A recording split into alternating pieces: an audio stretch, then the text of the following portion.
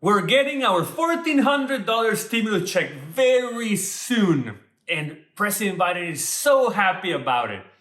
But what he's not happy about is that his $15 an hour minimum wage proposal was rejected. How beautiful would it be for everyone to make $15 an hour and be able to afford nicer things and pay for things for their families. But let me show you the facts and implications of what a $15 an hour minimum wage will be for your pockets. So stay tuned.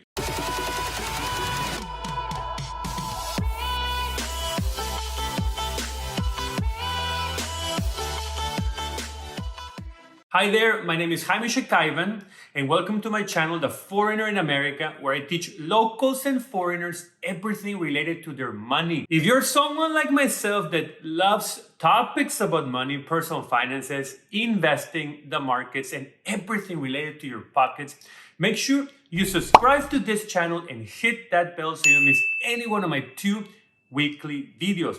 Also, make sure that you check out my Instagram at The Foreigner in America and my blog, theforeignerinamerika.com, where I post also twice a week. And my newest book, A Foreigner in America Can Succeed, which is a solid read, and I totally recommend it. So there is a moral story and there's an economical story for this $15 an hour minimum wage. Since this is a personal finance channel, I will stick with the economic story. But morally, everyone in this country should be able to work 40 hours a week and make enough money to sustain their families. Please hit that like button if you agree. Biden proposed a $15 an hour minimum wage throughout all 50 states. And that proposal was part of the $1.9 trillion relief package that was just approved by the Senate pretty much some days ago. So the Senate refused to approve this $15 an hour proposal, and we're gonna keep it at $7.25 an hour where it is right now. But they're still negotiating whether or not they can gradually increase it year after year for the 4 years of its government. But this is where it gets interesting, so stay with me. Let me explain to you one thing.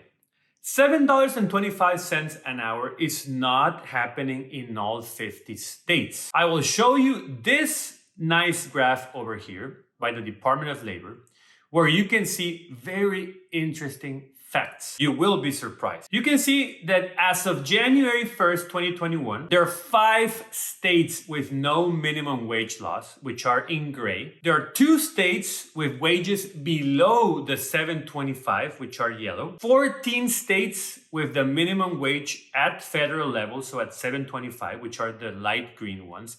And 29 states plus DC with a minimum wage of over $7.25 federal wage. And the percentage of people that work minimum wage has dropped significantly from 1980 till today. It used to be 15% in 1980, and it dropped all the way to 1.9% on 2020. And then some states have more minimum wage earners than others. For example, in South Carolina, 5.4% of workers earn minimum wage. That's 64,000 workers.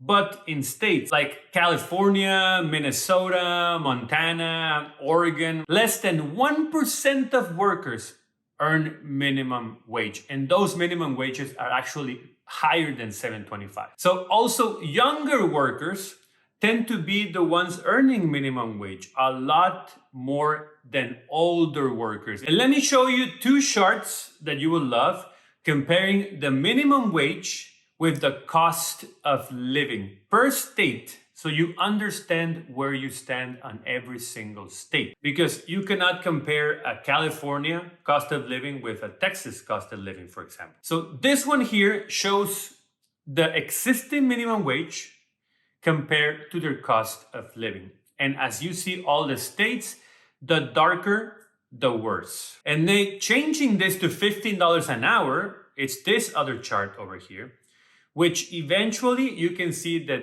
all the states that have darker greens, you cannot make ends meet with $15 an hour. You still need more than that. And this chart here is the best because it shows you the minimum wage per state compared to the minimum wage to pretty much afford the cost of living per state.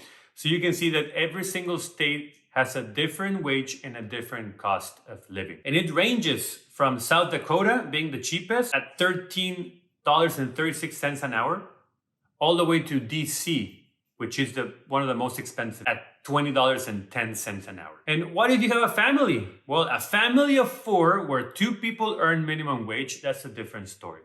Because then you need even more money to sustain. And you got all the states, but the most expensive being Massachusetts, with a minimum wage just to sustain the cost of living of $26.82 an hour. But who makes minimum wage today? Well, 17 million US workers make minimum wage today. And the CBO report found out that just applying a $15 an hour minimum wage will reduce employment by 0.9% instantly. That's 1.4 million jobs lost. The reality is that right now businesses are not even able to sustain themselves at current wages.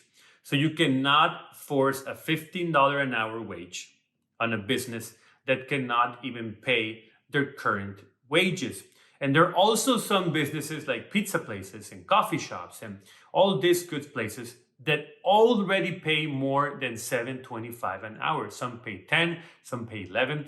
Even the places like Walmart and Target, they have minimum wages of $10, $11, $12 an hour. There are also places like McDonald's, for example, that do pay $7.25. But the timing is just not right.